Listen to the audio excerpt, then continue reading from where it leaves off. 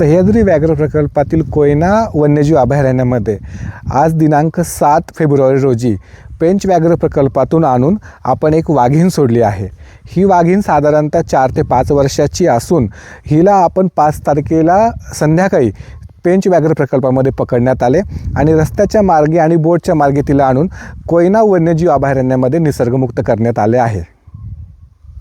सह्याद्री व्याघ्र प्रकल्पामध्ये आलेल्या 3 वाघिणींमुळे सह्याद्रीतलं एकंदर पर्यटनाची वृद्धी होत आहे।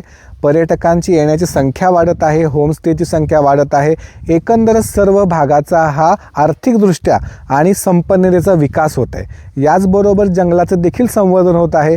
सह्याद्रीमधले 3 नर वाघ अस्तित्वाला होते, त्याच्या जोडीलाच आता 3 मादी वाघ आलेले आहेत। याच्यामुळं सह्याद्रीमध्ये प्रजनन होऊन यांच्या वाघांची संख्येत वाढ होईल आणि पर्यटकांना देखील लवकरच जिप्सीच्या टूरमध्ये वाघाचं दर्शन अनुभवायला मिळेल।